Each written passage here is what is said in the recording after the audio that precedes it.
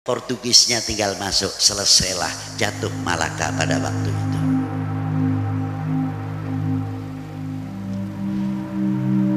Setelah Wali Sembilan, perjuangannya terus berhadapan dengan VOC, tidak pernah berhenti. Dari mulai Raden Fatah Trenggono mengirimkan Maulana Syarif Hidayatullah ke Sunda Kelapa, hingga jatuhnya Portugis yang akan masuk ke Jakarta pada waktu itu. Perang Sunda Kelapa dipimpin oleh Maulana Syarif Hidayatullah, maka mendapatkan kemenangan yang luar biasa, disebut Jayakarta, sekarang menjadi Jakarta. Jasa siapa? Maulana Syarif Hidayatullah. Coba lihat itu. Ma'asyiral muslimin rahimakumullah. Perjuangan tidak berhenti. Di zaman Sultan Agung, bagaimana menyatukan Jawa dahulu, tundukkan Bupati Pesuruan, Surabaya, Madura supaya menjadi negara satu dahulu. Hebat sekali. Tapi Allah Ta'ala belum mengizinkan. Kanjeng Sultan Agung gagal 2 kali, tapi api semangat mengobarkan perjuangan tidak pernah padam. Terus hingga perjalanan Jakarta, Betawi sampai ke Mataram, banyak prajuritnya yang meninggal di tengah di jalan. Maka di pinggir jalan Pantura ini khususnya Jalan Dandeles banyak makam-makam di pinggir jalan. Itu bekas-bekas prajurit Sultan Agung diantar. Yang di jalan kereta, jalan paksa, kerja paksa oleh Dandeles, juga banyak yang mati di pinggir jalan kereta. Sejarah. Ma'asyiral muslimin rahimakumullah. Disinilah hebatnya.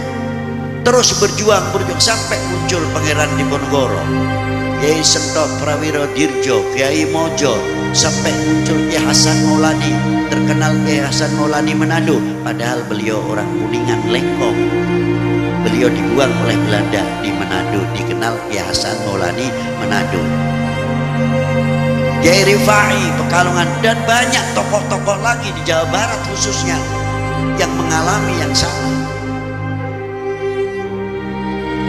Sehingga diteruskan perjuangan-perjuangan ini oleh para beliau-beliau, sehingga berkibarlah kembali 1945 Sangsaka Merah Putih. Perjuangan siapa? Perjuangan para ulama. Muncul Hizbullah dan lahirlah TKR, lahirlah polisi dan lain sebagainya setelah 45. Tidak cukup, ternyata merdeka ini tidak mudah kayak membalikkan tangan. 47 muncul lagi. Belanda dibawa oleh sekutu. Kiai Hasyim Asy'ari tidak pernah diam. Dari sebelum 1945 sudah berani mengeluarkan resolusi jihad dalam melawan penjajah. Itu jasa Nahdlatul Ulama terutama.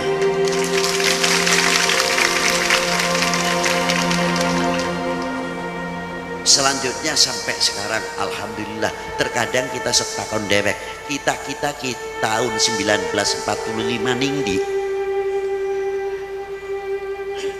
di mana kita ini? Belum lahir. 47 kita wis lahir. Alhamdulillah senajan masih bayi. 49, 51, 55 ada apa? Beli belum tinggi. Mungkin yang sepuh-sepuh hanya paling sedikit yang mengetahui pemilu pertama 55. 65 ada apa? Sejarah sekarang sudah banyak yang tidak mengetahui. Betul Pak Daramin, Pak Polsek, betul kan? Nah, 65 ada apa? Coba. Kita banyak yang tidak jumpai, anak-anak kita banyak yang tidak mengetahui. Ternyata memerdekakan dan membangun setelah kemerdekaan ternyata tidak mudah, sangat sulit. Lalu kita bertanya pada diri sendiri, kita sudah mempunyai kontribusi apa untuk mengisi kemerdekaan ini? Sudah adil sejauh mana?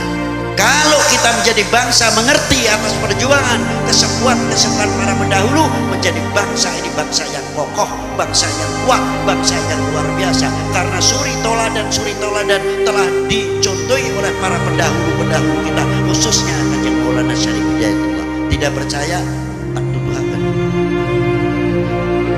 Coba di Jumat Kliwon ki, makanya lamun kita ziarah nih Kanjeng Syarif Hidayatullah, isi dulu ya. Malu. Gimana malunya sebabnya? Kanjeng Syarif Hidayatullah meninggal sudah 440 tahun yang lalu, masih bisa mengajarkan tauhid, mengajak berzikir, bertasbih, membaca Quran. Ana beli sing ziarah ning Syarif Hidayatullah ning Lawang, supir inden ana beli lagu kon laka ning Syarif Hidayatullah terus begadang mari begadang ana beli padang bulan padange koyorino ana beli sejarah laka. Assalamualaikum ya ahlil kubur minal mu'minin wal mu'minat sapi turute ana maning sing nganggo salamullah ya sada minar rahman yang syagum dodok bareng-bareng tahlil lalu dikri fa'alam anahu la ilallah. Lama laka kuburan ini apa tahlil siapa? Bertasbih, berselawat, membaca Quran dan sebagainya. Separuh non muslim sing liline dawangan sing cindek ya ana ning kono, sing model-model walhasil ziarah ning para wali aja deleng sing mambang ning banyue segara deleng segarane aman lamun deleng segarane macam-macam. Ada yang caranya menurut keyakinan masing-masing, tidak ada menunjukkan pecah belah. Berarti Maulana Syarif Hidayatullah sudah meninggal dalam kuburnya masih bisa mempersatukan umat, masih bisa mempersatukan bangsa. Kita harus mempersatukan apa? Beda pilihan kiai karo kiai bisa, ustadz karo ustadz bisa, habib karo habib bisa, beda pilihan saja. Betul? Dongai sih persatuan, ukhuwah watonnya, ukhuwah Islamiyah. Ngomong sih enak baik, kerah sih tetap baik, congkrah. Bagaimana masyarakat akan mendapatkan suri toladan contoh yang baik?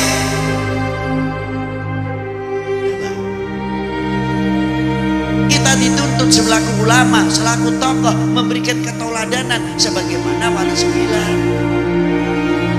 Dalam kubur masih bisa membawa menjadikan ekonomi kerakyatan. Coba ini Gunung Jatilan Syarif Hidayatullah upamanin ku anak pasaran rame kayak sekian beli laka.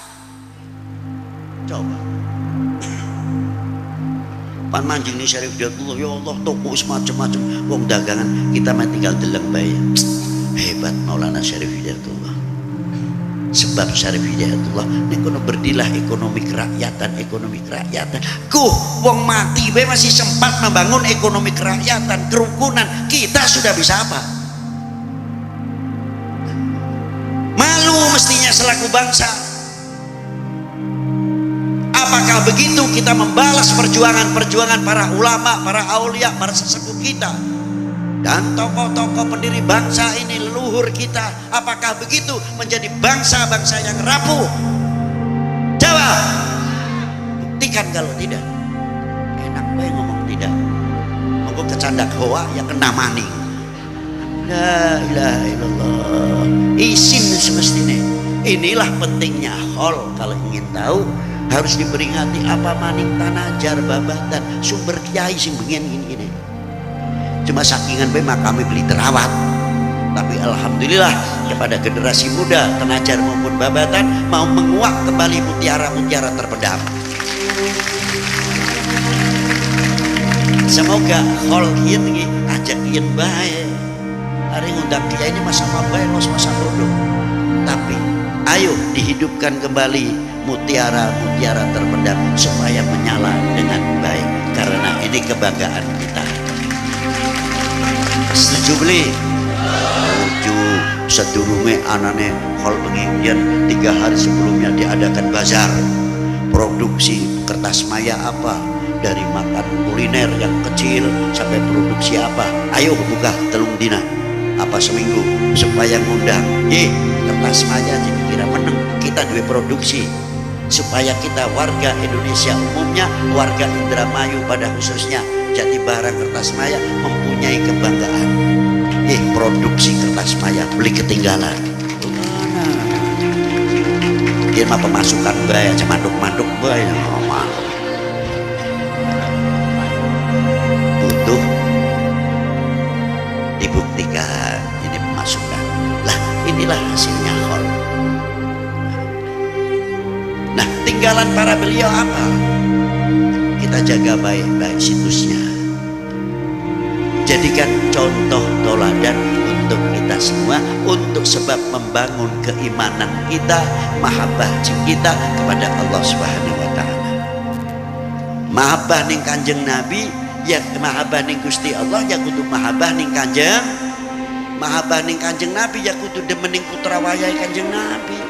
Kudu demen ning para sahabat Kanjeng, kudu demen ning para ulama, para auliaipun Kanjeng, kudu demen kita antar umat al mukmin akhul mukmin al muslim akhul muslim ribut bae